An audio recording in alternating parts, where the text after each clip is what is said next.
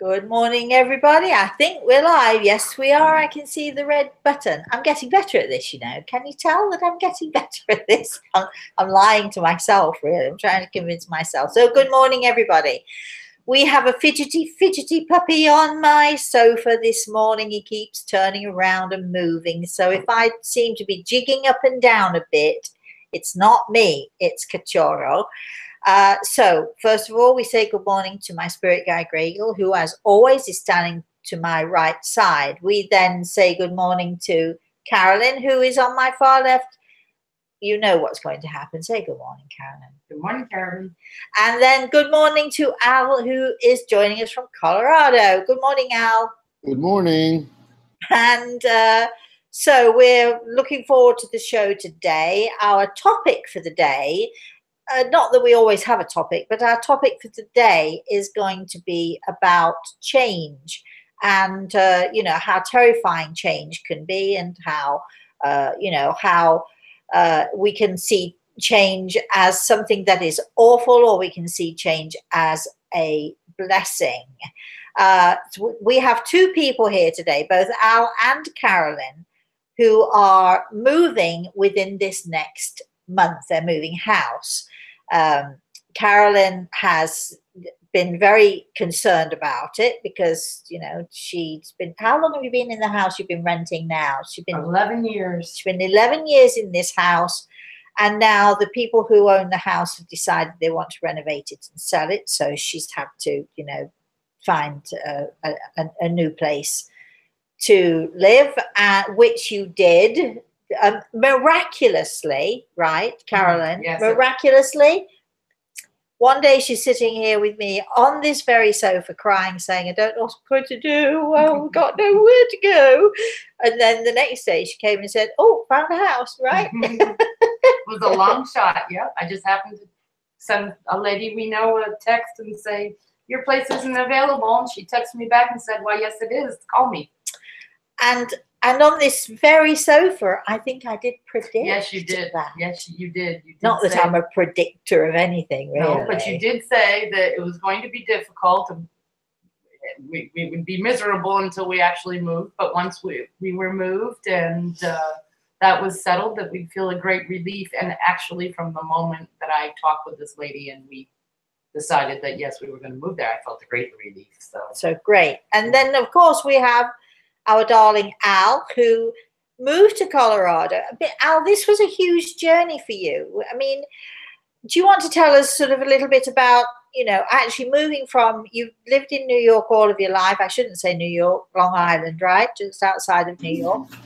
For those of you in the rest of the world, it sort of is considered New York State, and it's very close to New York City, right, Al? So, can you not hear me? Correct, I can hear you. I couldn't grab that unmute button. Yeah, I can hear you. So yes, it's right. It's adjacent to New York City, but it's kind of an extension of New York City. It's very densely populated.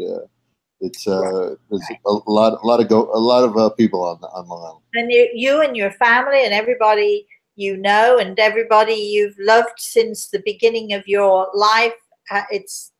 I'm not going to ask how old you are now, but he's not a young chicken, let me tell you. Nor is an old man, but you've lived there all of your life. So what actually, you made the decision, you visited Colorado, and then all of a sudden you decided what? Well, never in a million years would I have thought that I would be moving off of Long Island. I had a few wonderful jobs and businesses there. But we came out actually for a conference in one of my jobs, and we just fell in love with the lifestyle, the mountains. We were headed towards, trying to have just a better quality life for myself, Christine, my wife, and my kids.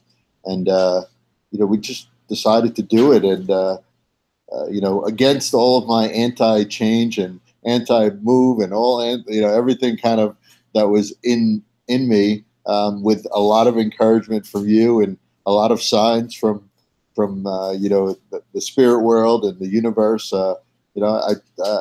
I and my wife decided to go forward with it, and the kids were on board as well. So you It's the best thing I did. basically you sort of you dove off the cliff.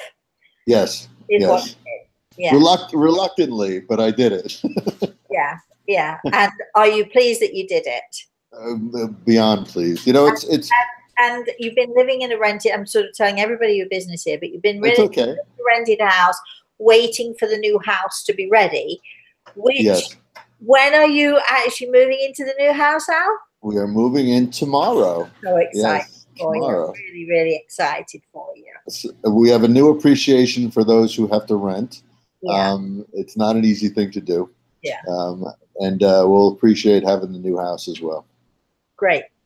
So, having talked about these two people who are actually, their lives are changing, their lives are, evolving, let's say, I thought it might be a nice idea. In fact, Al and I were talking just before we came on air about, what should we talk about today? And Al and I have been talking about this move of his and changing, because he's had to change. You've had to change your work process. You've had to change, the kids have had to change school. It's been major changes. And I remembered talking, when we were talking this morning, I remembered talking to you, Al, about the phoenix. And the Chinese believe that, and many cultures actually believe, that the phoenix, the mythical bird, the phoenix, has to literally rise from the ashes. Everything has to be destroyed. Everything that, as they know, has to be, let's say, destroyed or in ashes, or just changed, completely changed. And then when the ashes occur, then everything as you know it has completely changed and overturned.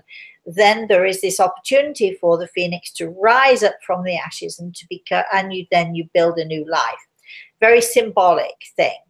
Now, the weird thing about this is, because we decided, and we're talking, and Carolyn and Al both said to me when I was saying, let's talk about the phoenix and let's talk about the phoenix rising from the ashes, because we know that a lot of you listening and watching this, I should say, watching this show, have had your lives completely turned upside down. In other words, burned to ashes in a not literally, but in a metaphorical way.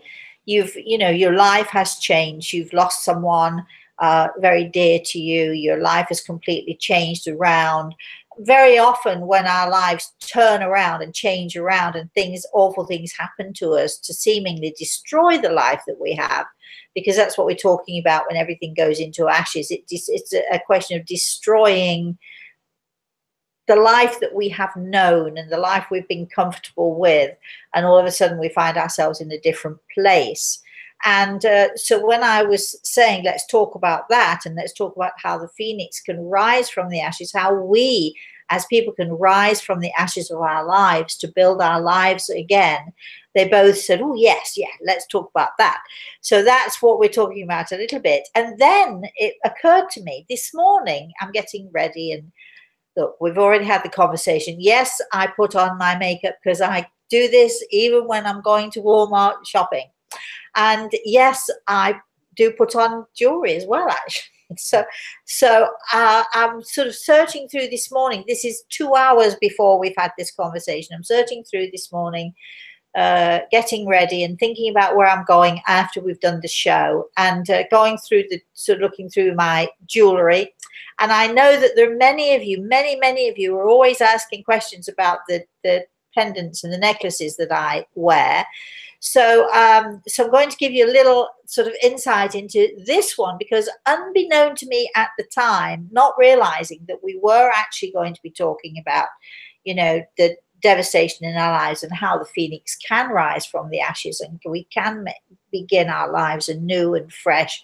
And the phoenix is the most beautiful, incredible, colorful bird, which indicates to us that our lives, as we rise up from the ashes, we rise up and we, the opportunities for us in this new life, even though we have to leave the old behind and it's painful, our new life can, be really amazing and incredible. Well, I didn't realize we were going to be talking about it, but I sort of was piddling through my jewelry. And I thought, I've not worn that for ages. I'll wear that. And I don't know how clearly you can see it. Or maybe you can tell us how clearly you can see this. I don't know if the light's catching it too much.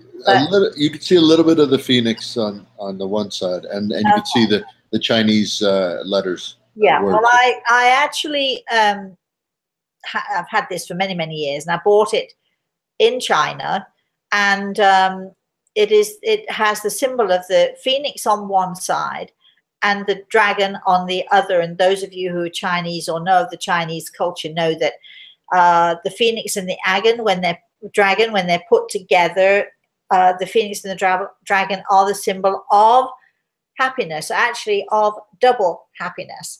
And one of my mantras is double happiness, double happiness, double happiness. Because if I'm feeling miserable, or I'm feeling sad, or I'm feeling I need a little boost, I will often say to myself, repeated 10 times over, 3 times a day, double happiness, double happiness, double happiness, double happiness, because that is what I'm determined I'm going to get on that day. And so in this particular culture, in the should I say the Eastern culture, the phoenix and the dragon are very, very important symbols. Very often in the temples they have the phoenix and the dragon together. At wedding ceremonies particularly. If I'm wrong, anybody out there, correct me by all means, but my understanding, I'm giving you my understanding of this, is that this is a very special symbol, which is why I actually got it for myself, because when I wear it, I do remind myself of the reason for it, double happiness, double happiness. So here we are, we're talking about the phoenix and how the phoenix rises, and here I am, unbeknown as to what conversation we were going to have today, wearing the phoenix with the dragon alongside it. So when you're asking your questions today, what I'd love you to do is, if you've had a change, or if you've had a setback, or if you're in the middle of a change, or if things are looking a little dire for you, please call in with a question. You can ask me anything you like. Doesn't mean I'm going to answer, but you can ask me anything you like. But it is important for us to know, I think, that no matter how devastated we are, there is always, the possibility that when our life is in ashes, metaphorically speaking, when our life is in ashes, when our life is destroyed, there is this incredible ability for us to rise like the phoenix out of the ashes, and to make something new, and to make something beautiful. It doesn't replace what we had. It just gives us an opportunity to have a new chance, a new life, and some beauty that comes into our life. Al, I know that we talked about this because I've mentioned this to you when you were on those times over the last few months when you were feeling that you needed a little bit of help and guidance, and I talked about how the phoenix rises from the ashes. Do you have anything you want to share with us in that regard? It's the change in general, or things that happen out of your control in your life, can really, really bring you down. But that symbolism of the phoenix rising for me helped, because it reminded me of other times in my life that I was really at a low point, but then things came back up, and right. It's cyclical in nature, that you get really, really into like what people consider a tough or a rough or real bad spot, but then inevitably it comes back, and you do rise, and you do start getting to be in a better place. And you have the opportunity. We all have the opportunity to rise. Some of us find it more difficult to rise up than others, but we do have the opportunity to rise. And I think it's important to understand that not all of us have the support of family. Not all of us have the support of our friends. Not all of us, are so blessed, and some of us do struggle to find how we can rise up, how we can, how can we do that? And, and I think it's important for those of us who know how to do it to be able to talk to those who are struggling, to be able to give them back some pointers and some, little, a little bit of advice, and help as to how you know, you can rise up, which we all can, you know, even, I mean, we look at the word trauma, and the word trauma, we imagine that the word trauma means devastation, but actually the word trauma means change. And this is what we're talking about. Change is a terrifying thing for many of us, and we don't go into change lightly. As Al, you've struggled. You've been on Long Island for years. How many years were you on Long Island, Al? 47 years. We're getting to his age now, you know. To say, see how I was born there. I'm okay with it though. I was sort of going the sneaky way around.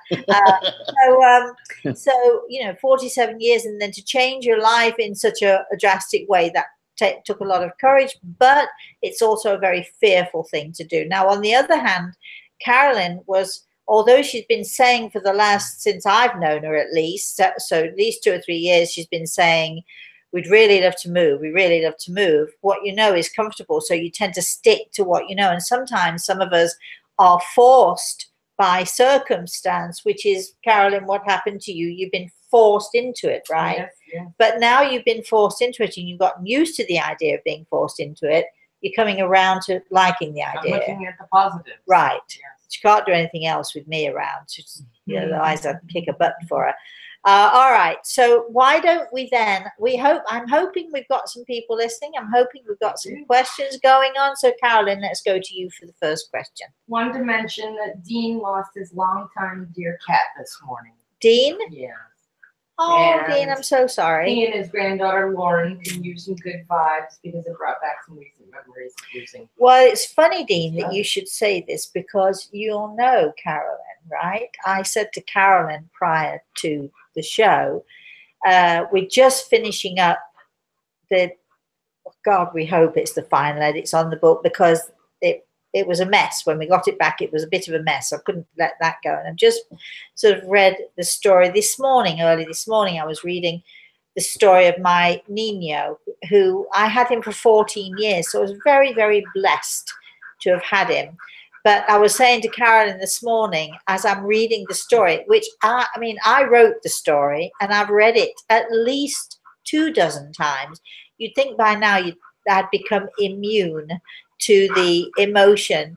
But as I'm reading it, as you said, Dean, it brings up all the memories from the past and the memories that you've had with your beautiful little cat. It's heartbreaking, but at the same time, please know she's in a better place. I'm so sad for you, darling. But, you know, she's in a better place. All right. We've got a question from Kim. Good morning, Kim. My husband sees days of the week in colors. Oh. Example, Thursday is yellowish beige. Oh, nice. Does that mean anything to you? It certainly does. It doesn't mean that everybody's Thursday is a yellowish beige, but for him, yes, it's a bit. I think that this is great. He should investigate this a little bit more. Obviously, he sees energy. And, you know, and energy, we can, those of us who do see or are able to see, we're able to see in certain colors, certain things. When I look at patients, or when I look at people and I see their aura, very often people will see an aura, but they'll see it either as a gray, shadowy thing, or sometimes they'll see it as white light. I see it in colors because our aura is in colors, and probably I can see a little bit clearer than a lot of people. So the color is very important. And, you know, I think this is what I would suggest to him. If I was having a conversation with him, I would say, try and infuse some other colors in. You see the color yellow or yellowish beige for Thursday. What do you want it to be? What do you want the energy of that day to be? So you've got your base, you've got your, you know, you've got the base. Now inject some other colors in. Let me think. Blue is the healing color. Green is, visualize the color green. It brings peace and harmony. Depending on every color has 1,000 different shades, remember. So when you're sort of visualizing colors for yourself, you need to visualize beautiful, clear hues. And so if he wants a peaceful day, to think and to infuse color into the green and change that beigeish yellow into whatever color he wants, or just add other colors to it to make it a positive day. It's very much like me. I already said, you know, my mantra sometimes is double happiness, double happiness. And I have to tell you that very often when I've said that mantra, I've said it through gritted teeth, because it might be the day when I'm really, really struggling and I'm not so happy, and I'm double happiness, and I'm determined to infuse that energy. But when you think of a color, when you think of colors and you use colors and you can visualize those colors, it's all about infusing color into your life. A little bit like I already said about the phoenix. The phoenix is a very bright and very beautiful and very clear, lots of different colors. You can infuse those colors into your life, very much so. So I think that's wonderful. Wow, I'd like to know what his Tuesdays are like. Actually, I'd really like to know what his Sundays are like. That's what I'd like to know. All right, Al, do we have a question? I'm sorry, I'm jiggling about because my back, yes, sorry to tell you, all that lovely healing from every one of you, and my back is still not right, but getting better. Al, question. So Adrian asks, good morning, Adrian. People that have passed away 50 plus years ago, are they shocked or surprised by how the world is today, from electronics, cars, and more? That's a really good question, Adrian. No, I don't think so, because like the rest of us, they're in and out. They're they haven't disappeared on us. They're still participating. Many of them, I'm not saying all of them because it's a choice, but many of them are still participating. They're participating with us. They're participating perhaps with their grandchildren. It's like my father probably is very amused by the fact that when my grandson was 3 years old, I bought him a mini iPad. And I had the girl at Walmart say to her associate, she wants to buy a 3-year-old a mini iPad, like it's a terrible thing to do. But my grandson loves it. I love it, and if that's what I want to do, that's what I'm going to do. Yes, he's very spoiled by me. Yes, of course he is. He's my grandson. But my father's probably thinking, really? Does he really need that thing? But there have been times when I've caught glimpses of my father watching my grandson, watching a show on his iPad, and my father's been just as involved in the show as my grandson has been. My father used to love Popeye, and it was his favorite show. But of course, in my father's day, we just had the television. There were no phones. There were no cell phones. There were phones. There were no cell phones. There were no iPads and none of this other equipment. But because he's involved, because my father's involved in our lives, because your family's involved in your life, they're not at all shocked or surprised, because they're very fully aware of what is going on in our world. Now let's have a question. It's my turn, actually. Oh, your turn. I have a question. So sorry. I'm very sorry. Oh. Only because Margaret's been waiting. Go ahead. Who is this? Margareta. Good morning, Margareta. She lost her husband recently. Right. And she said, how, interesting. Good analogy. Today, here I am with my loved one's ashes, and my own life seems to be stuck in ashes. How does one carry on with motivation when that person was a daily presence in your life? Margareta, I'm not going to tell you it's easy, because it isn't. And, and it is, what a fabulous analogy for you today. All I can tell you is that, out of those ashes, so many memories in your marriage. Now, like all of us, I know, because Greg has put his hand on my shoulder as I'm talking to you, so I'm actually talking directly to you. We know that no marriage is perfect, and if you're going to tell me that yours was, I will say, no, it wasn't. And it's interesting, because I had this lovely, lovely young man I was talking to, giving a consultation to, who was talking about the perfect relationship. And I don't think there's not a perfect person. There's not necessarily a perfect relationship. We have ups and downs in every relationship. But I do know, and Gregel is squeezing my shoulder as I'm talking to you, and I do know that there is a presence in this room. I have a distinct impression that it has to do with your husband, and he wants you to, what? Eat? He wants you to That can't be right. Hold on just a second. Yes, it is actually right. He wants you to start eating properly. I don't know where that came from. I was not expecting that. He wants you to eat properly, Margareta. So maybe there's something about your diet that needs to be looked at.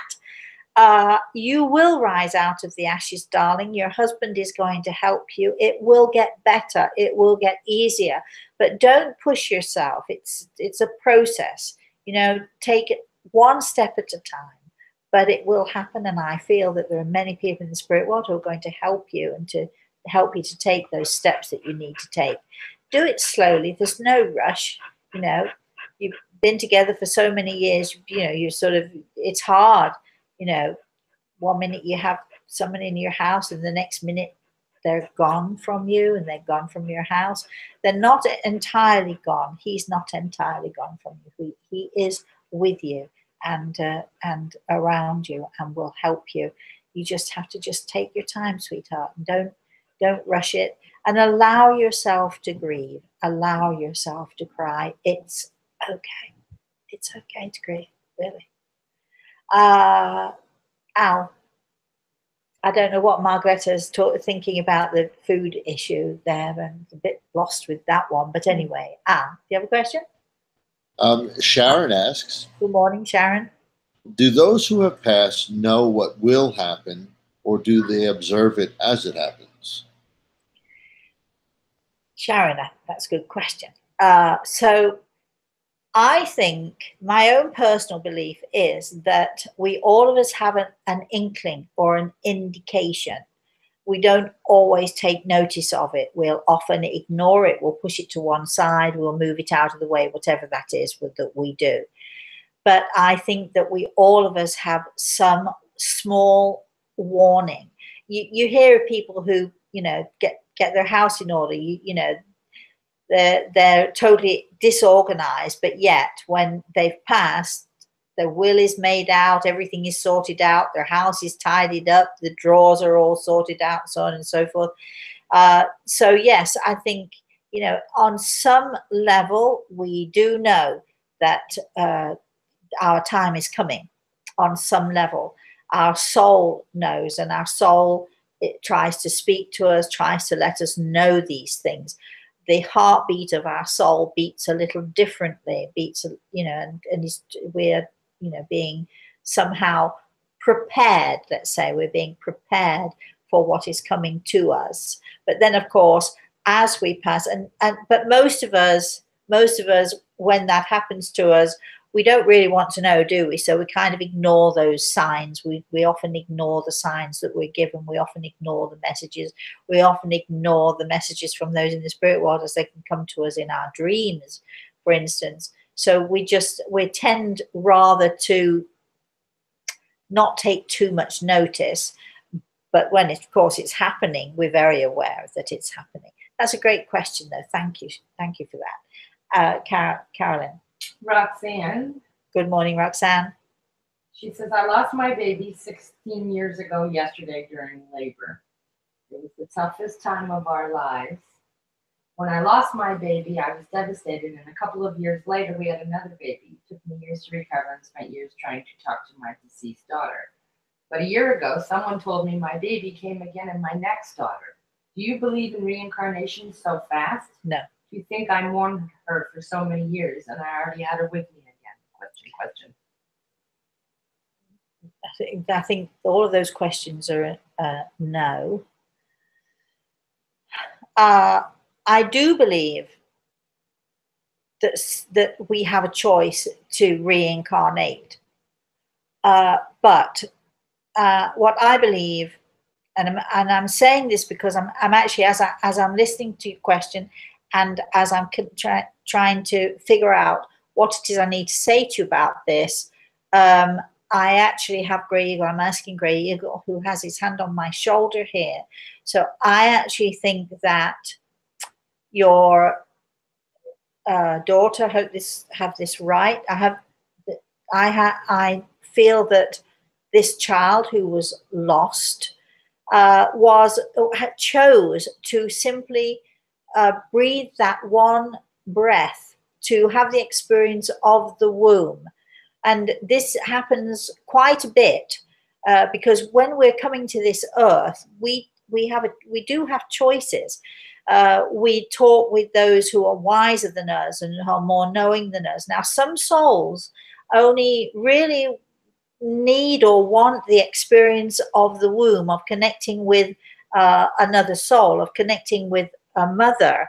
And I feel that this child that you lost made that choice even prior to entering your womb, made that choice to have the experience of the womb, to have the experience of a mother's love, because there's no doubt prior to the birth of this child, you loved this child. You were nervous about this child. You were worried about this child. You were worried if you could be a good mother or if you were going to whatever. But you loved this child before this child was even born. You loved this child. And this child, this little one that you lost, simply this soul wanted to feel the experience of being loved and of being well loved, which you gave her that experience. And some souls decide they want the experience of taking a first breath or of breathing in, and sometimes it might be for a minute, sometimes it might be for an hour or 2 hours, or however long they survive. Some souls decide they want that first breath, but they don't necessarily need the experience of this, a whole life on this earth. They just need that particular experience. So I feel that you gave your child that experience. I also believe that this child came for a really good reason, to know a mother's love, which she did, to know her parents' love, because I think she knew also the love of her father as well. But then I also believe that her role in life, her job in life, was to be the angel to your future child. Growing, learning, as a teenager, getting older and growing with this other child and being the guardian angel to that child, which I think is what it is. Do I think that the child that you have is the reincarnation of the child that you lost? I don't think that at all.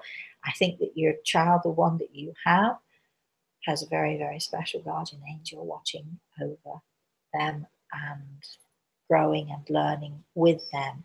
And it was their choice to do this, both of them, I think, their choice to do this and to be together in this way. Interesting. So I hope that helps you a little bit. I'd like to know if she has a response to that in any way. If you could just, because we don't always see your responses, so I'd like I'm not saying this to make you feel better. I'm just saying this because I think that is what it is. Al, do you have a comment on that? As far as well, you have 3 children. Don't you feel that there are those angels sometimes around them? But I was actually, a question I had, after, to follow up that, I lost both of my grandfathers, very young. So really, it was a year for one and 2 years for the other. And my one grandfather in particular, my father's father, I've always felt was with me for my whole life. So, is one of the roles, like if my grandfather were here in the physical world, he would have helped me, guided me, been with me. But he's doing it in a different way. The same, this young lady's child has been helping. I mean, how nice is that? Your child has a guardian angel who is also your child. I mean, it's very special. And do you have a question out there? Yes. Yep. So Linda asks, good morning, Linda. Can you psychically see the future? Yes, I can. That's a simple question. Yeah. Yes, I can. And do very often. Not quite sure what else to say about that. Al, you've had experience of me seeing your future, right? Yes, quite often. He's sort of tapped in, he's got his own personal, what would you call me?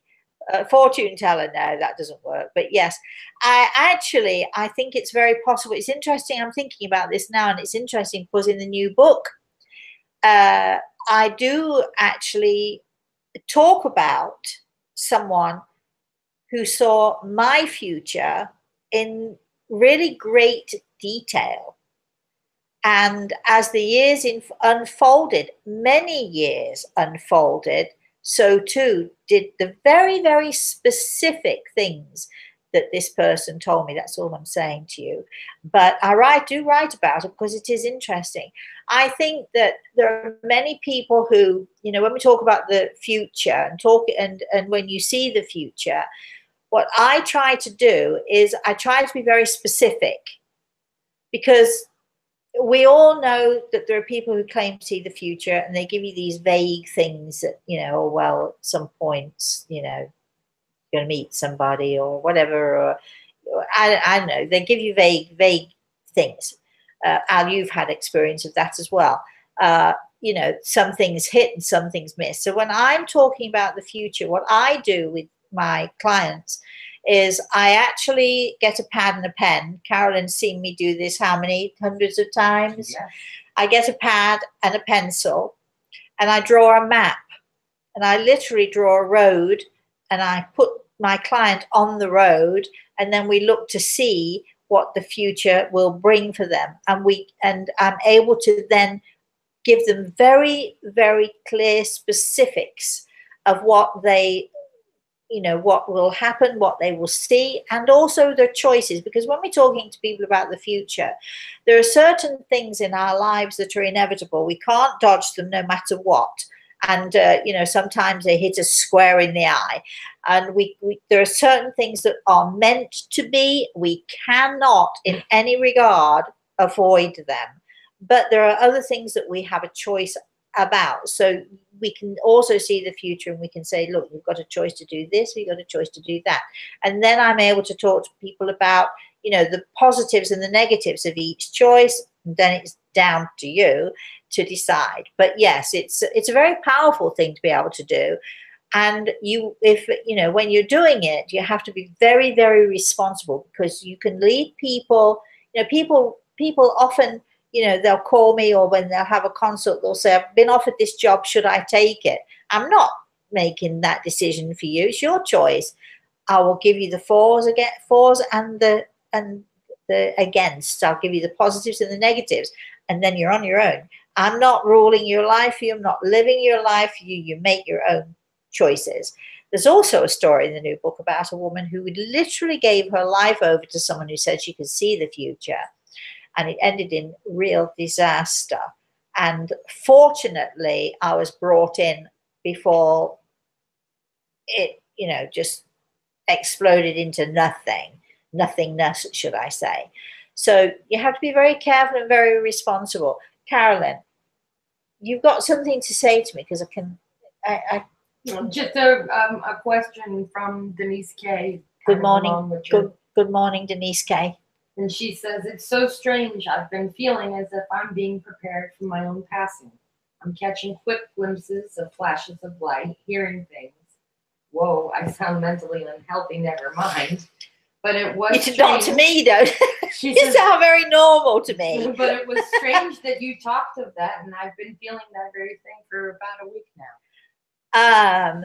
Greg has his hand on my shoulder here, because I'm asking, is she about to pop her clogs, as we say in Yorkshire?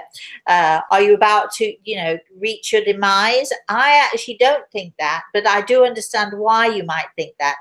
And just, Denise K, listen to me carefully. To me, you sound perfectly normal, or my idea of normal anyway. You don't sound, what did you say? Mentally unhealthy. Mentally unhealthy. Don't sound like that at all. But I do think that what might be happening, and Gregor is confirming this for me, is I think that your spiritual growth is taking on a little spurt, a new awakening, let's say. Somebody's trying to reach you, I think, to tell you, look, it's normal, whatever normal is. Who wants to be normal anyway? Really? Do you really want to be normal? I do not want to be normal. I think a little bit of crazy is fun and healthy, and I think we all should strive for a little bit of crazy. I always said to people, when I'm an old lady, there's this wonderful poem, when I am an old lady, I will wear purple. And it's an old poem from however long ago that is. Basically, it's saying when I'm an old lady, I'm going to be crazy. So I've always said to people that my goal is to become one of those old cantankerous people. I do what I like, and I can get away with it because people say, "Oh, well, she's old and she's crazy." So I've always wanted to be, one of those crazy people. And as and I'm wondering, how old do I have to be to get there? Maybe I'm approaching that time when I can do those things like spit in the street and not care if anybody's around to see me. Maybe I can do those things where I can dance in the street and sing in the street when other people. Oh wait, I already do that. I already do that. But why not? Don't. Little crazy is a good thing, Denise Kay. But I think you should pay attention to the things around you, seeing things happening to you. And I think it's perhaps someone saying to you, "We're here," and it's maybe you could this time. Can you notice us? Will you notice us? Just say hello, and just let us know that you can see us. And I think that's what's going on. So I don't think your demise is imminent, sweetheart. Al, question.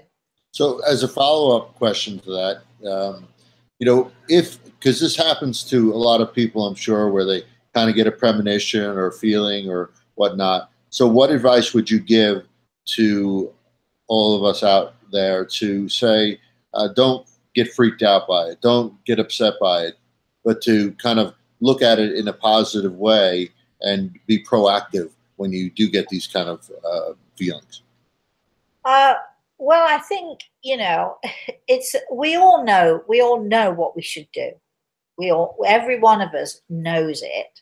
We should live our lives as if it's our last. Every day, we should live every day as if it is our last day. Because, the world could end tomorrow. Actually, it could end any minute now. Oh, wait, no, that minute's gone. But you know what I'm saying. We should live our lives the best we can and the most positive we can. And when we sort of start to sense or to feel or to be aware of things, and especially for those of us who do have this, feeling that our time is coming, I mean, that is the moment you need to call everybody you love to tell them that you love them, to make amends with all those people you've not spoken to forever, because either you're upset with them or they're upset with you. I mean, get over yourselves. Get over the pettinesses of life. Life is tough enough. There are things that are out of our control completely. People doing stupid things, people going into schools and shooting people up. I mean, life is horrendous. In so many ways, it is horrendous. The only thing we have real control of, is our own selves and our own attitudes. So make your attitude the best and the most positive you can. Laugh as much as you can. I mean, all my laughter lines, you can all see my laughter lines, right? I laugh. I've always laughed. I've always been fortunate enough that I've been able to laugh even when I'm crying, even when I'm devastated. In fact, usually when something really, really awful happens to me, my sense of humor kicks in, and it's a form of, of my saving myself, if you like. So make the best of the life you can. Never ever, the old saying, never go to bed on an argument. Well, believe you me, I have spoken to so many, many, many dozens and dozens of people in the spirit world who have said, if only I had said this, if only I hadn't said that, if only I'd have been nicer, if only I'd been kinder.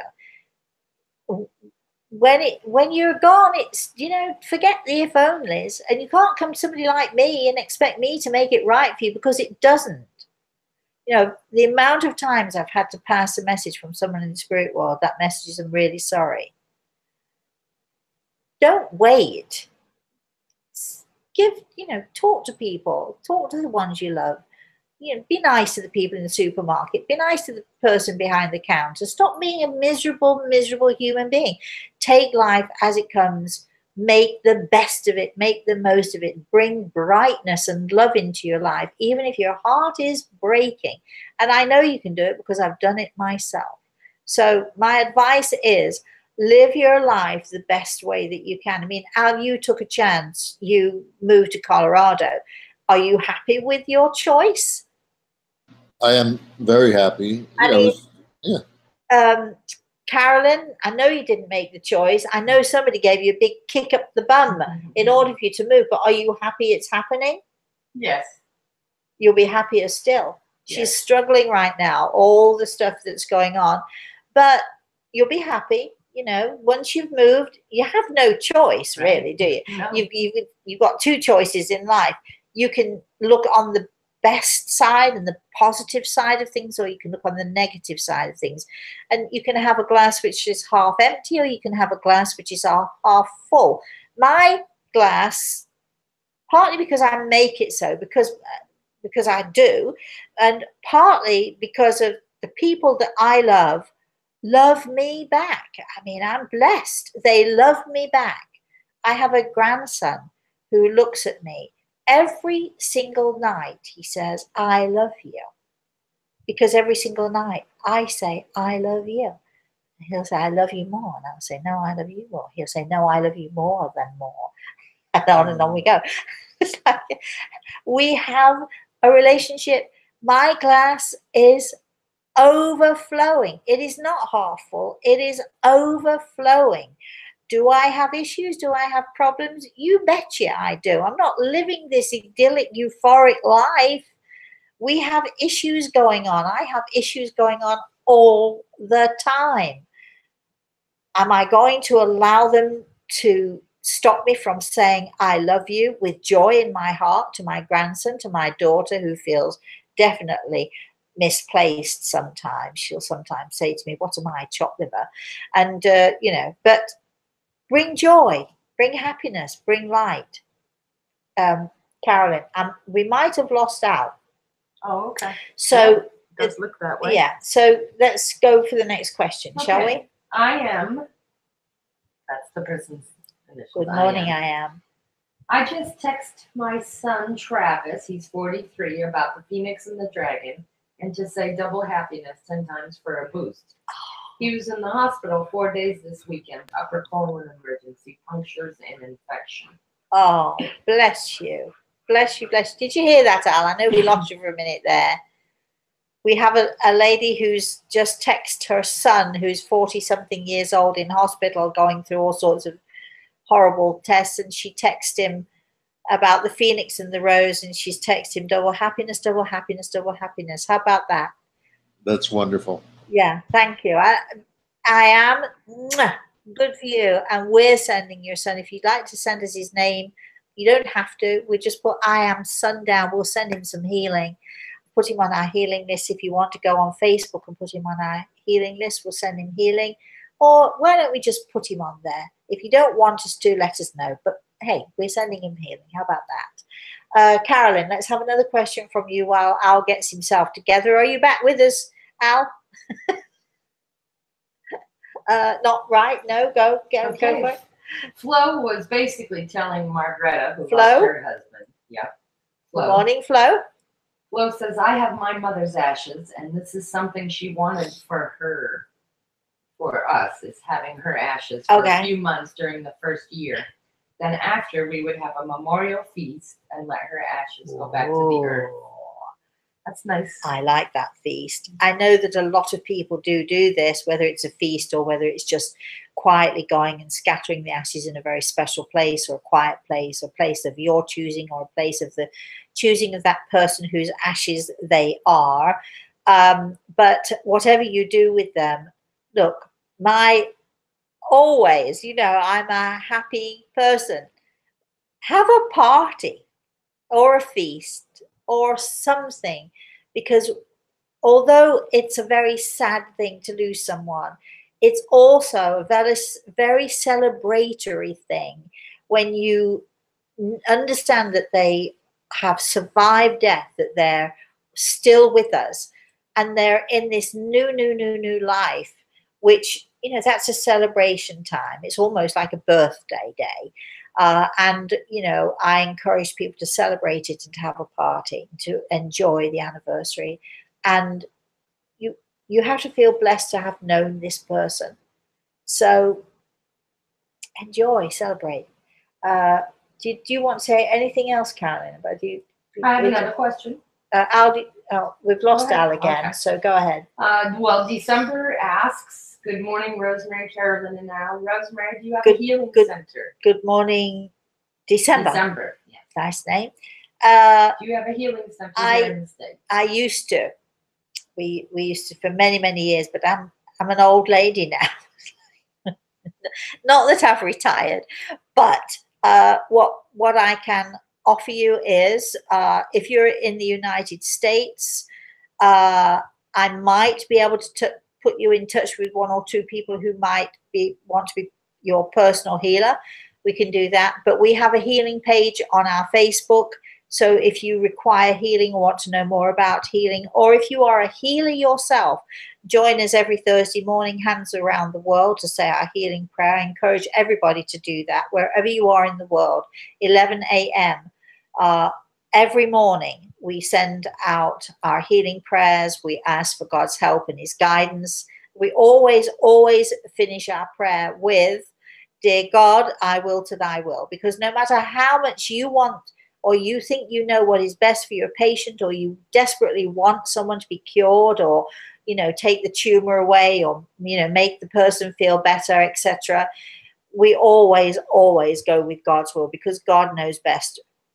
I try to remember when we're talking about people who are, you know, dying, or people who have died, death is not a punishment. Death is a joyful thing. It feels to those of us who are left behind that death is a punishment. It feels as if, you know, we just feel devastated by it. So it feels to us like God is punishing us. But death is not a punishment. Death is something that is joyful and to be looked forward to. Now who's sounding crazy? Al, are you back with us? Can you hear me, darling? No, can't hear me. Okay. So go for it, Carolyn. Flora asks, good morning, Flora.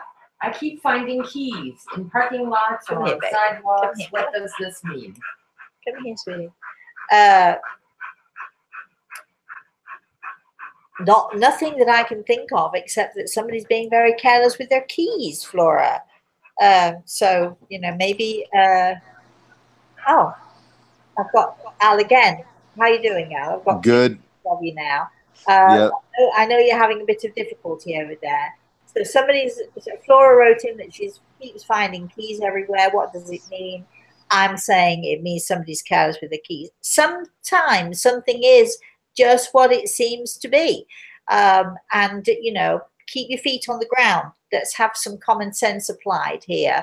As far as I'm aware, doesn't mean a thing to me, darling, but I would say be a little bit more careful with your keys. Al, do you have a question?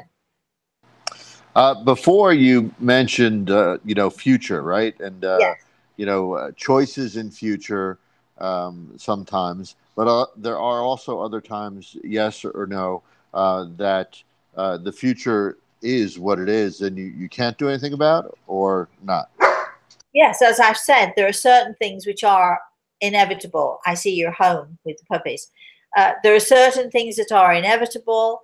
There are certain things we don't have choices about. We made those choices prior to our coming here, or an action that we took maybe last month or last year or 10 years ago leads us to an inevitable.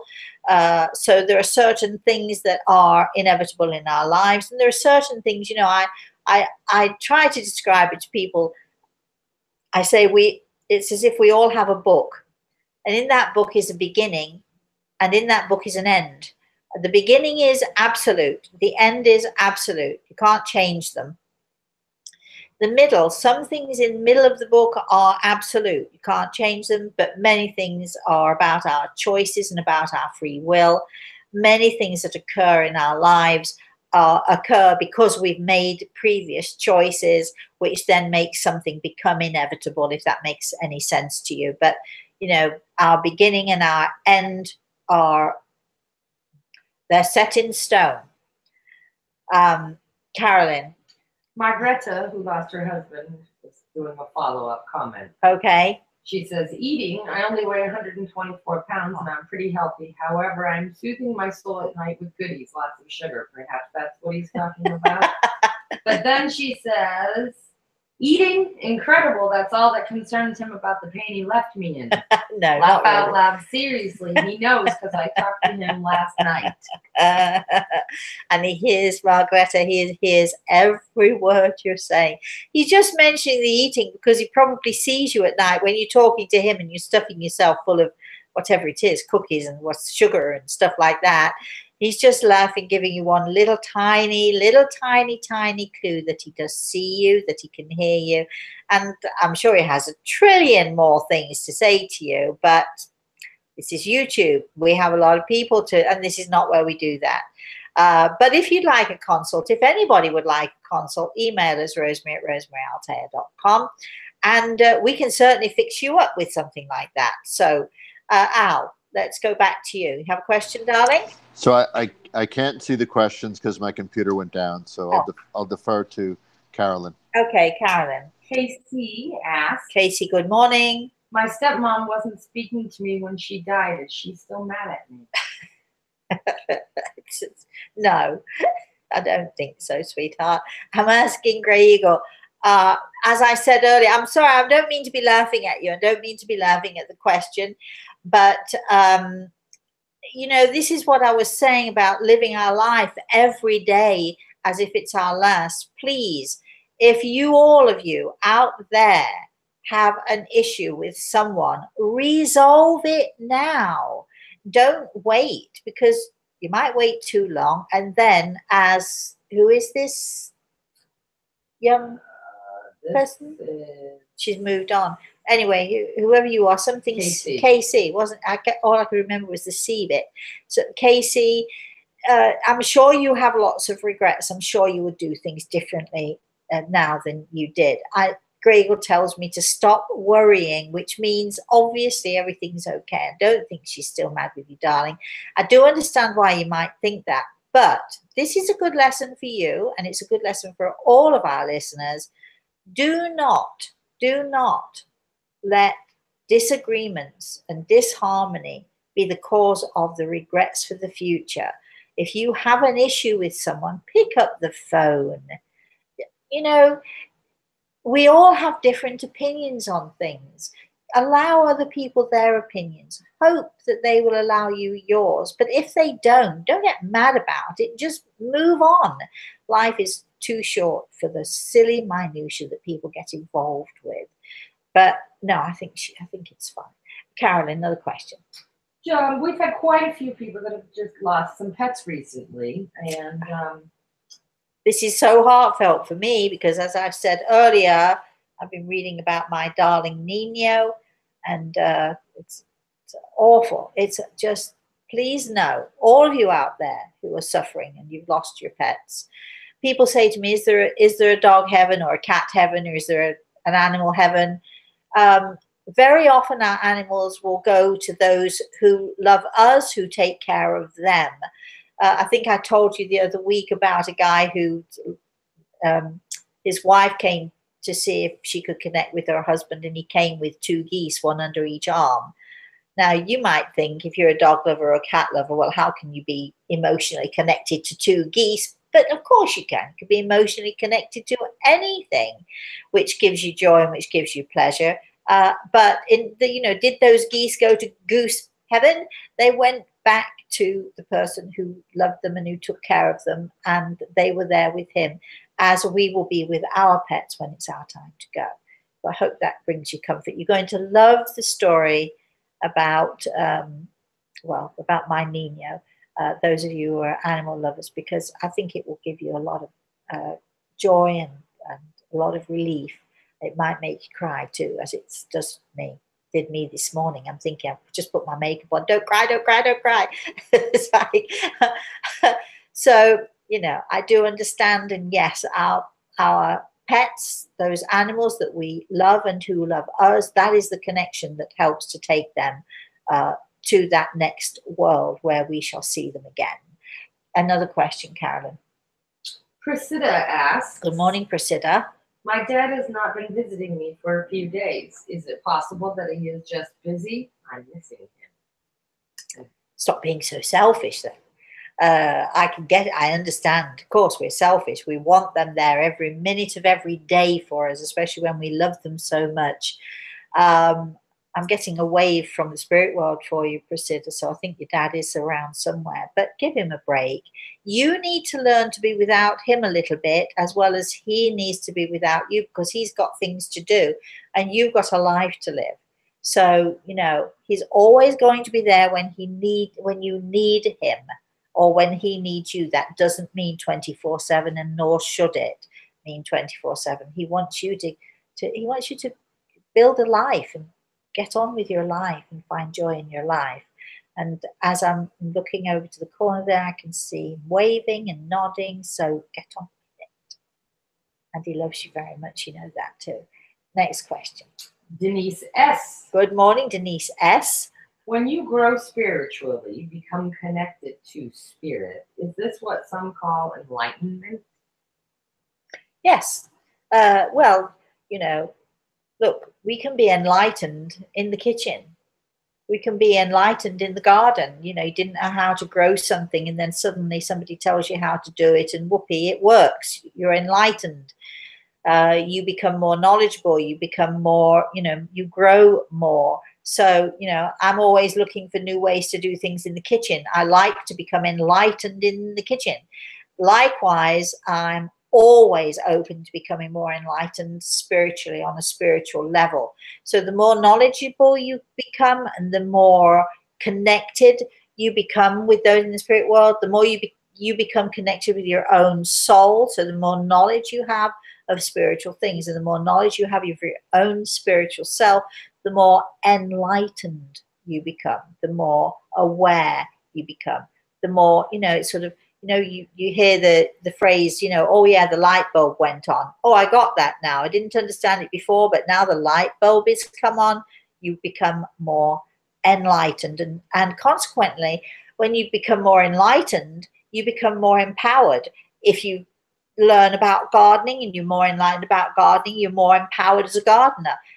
If you become enlightened in the kitchen, you're more empowered as a cook. People love more and more and more what you're doing as far as working in the kitchen. You become more enlightened, you become more powerful, and you know, the more knowledge you have, the better. Hope that helps you. Let's have another question, Carolyn. Fifi needs. What? Fifi needs. Fifi needs. Cece needs. Yeah. Oh, as in Knees? No, as in CCNIES. Cece needs. Yeah. I like that. All right. Good morning. My dog, Seamus, passed away suddenly last weekend, 2 days before. He displayed quirky mannerisms specific to my dog, Scarlet, who passed 10 years ago. He has never done that in 8 years. And the morning of the day he passed, a cardinal was outside banging on our windows repeatedly. Could this have been my Scarlet telling me she was coming for him? Now you know the answer to that. Is it Seamus or is it Seamus? Seamus, S-E-A-M-U-S. I think it might be pronounced Seamus. Correct me if I'm wrong, but whoever this puppy is, obviously, you know all the answers. Why are you asking me? You're just looking for confirmation, aren't you? And I'm giving it to you. And yes, the cardinal came, you know, to let you know, to let him know we're coming, we're on our way. Very often, those in the spirit world will send those, as the Native Americans refer to them, those tiny winged creatures. They'll send them to us with messages of all kinds.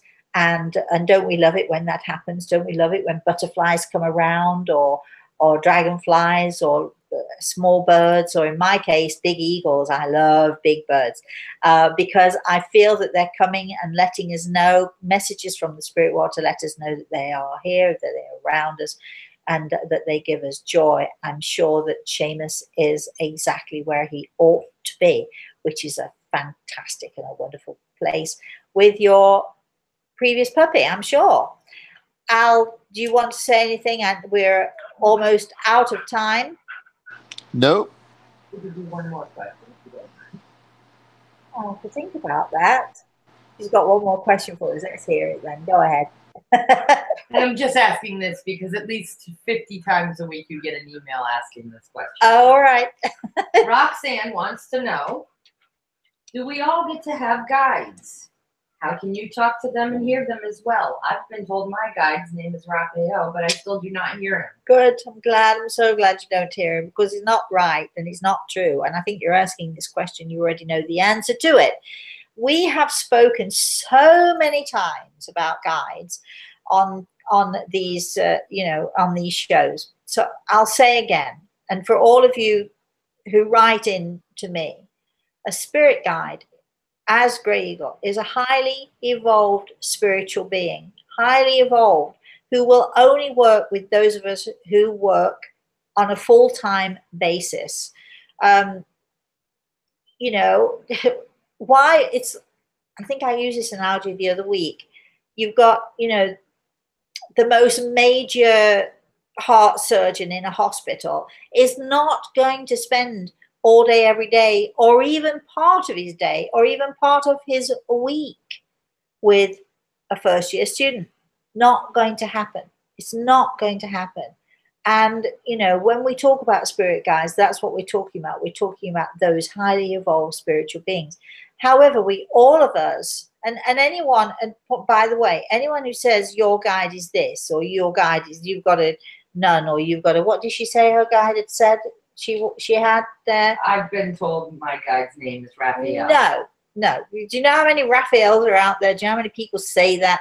When you hear someone say that to you, you know that you're listening to someone who knows nothing at all, or who is trying to show you how amazing they are. Because for whatever reason, I don't know why, but for whatever reason it is that people do this, people tend to think people would be mediums or psychics or whatever. They think if they give you a guide, it's going to make you feel great. You're going to feel great about them. You're going to start believing them. No, it's being very firm now. It is a nonsense. Use your common sense. Please use your common sense. We have our loved ones in the spirit world. I think we had a question today about so I can't remember her name now, but a lady who lost her daughter. Roxanne. And your daughter is now the angel. When I say angel, the guide, the helper, the person who's going to steer your other child or other children. I mean, you have something really special there. And that makes sense, doesn't it? One family member taking care of another family member. It makes sense. We have our angels, but they're not our angels for us to ask them things. Angels belong to God. Angels do God's bidding. But the spirit guide, no. Unless you're working full time for the spirit world, unless you are involved in this as I am and have been for many years, there is no reason for you to have a spirit guide, and it's just a nonsense. Please look to your family. Please look to your friends who have passed. Please look to those who loved you and who still love you in the spirit world to guide you and steer you. Al's father, who is right here with me, Al. I didn't expect that. Don't know if you can hear me even. Don't know if you can connect with me. I can hear you. I keep losing you here. But Al's father is right here, and I know him, just so everybody knows this. I know Al's father. I've met Al's father, and he passed a year ago or something. Was it, Al? Something like that? A year and a half, yep. Yeah. And just over a year ago. Sorry, I didn't get it quite right there. But he's looking at you. He's so excited about this move, and he's moving with you. He has one message for you. Watch your back. Just watch back, because he knows how susceptible you are. But for all of you out there who are looking for a guide, a person to guide and steer you, please look to your family, please look to your friends, because they need you to know that they're with you and they're trying to help you, and all you have to do is listen. All right, that's it for today. If you want to connect with us, you can connect with us on FaceTime. You can connect with us on Twitter. You can. We're so close now. We've got somebody working on all the back end stuff of the workshops that we're going to be doing. So we're getting excited about that. And email us if you need to know anything. You want to write to us, rosemary@rosemaryaltea.com. And if you want a consultation, rosemary@rosemaryaltea.com. If you have any questions, anything you want to know, that's the same place that you should email. And I think that's it, right? Is that it, Al? That's it? Yep. The new book is available. We are taking orders. We are taking people. Just all you have to do is, I haven't told you how much it's going to be yet. We're still waiting on the price. You plan these things, and then plans go a little bit awry, but they're always there for a reason, and you just have to keep smiling, and we'll let you know the progress of that. So until I see you again next week, because this is a weekly show, until I see you again next week, can I say thank you very much to Gregor for being with us and always there prepared to answer our questions.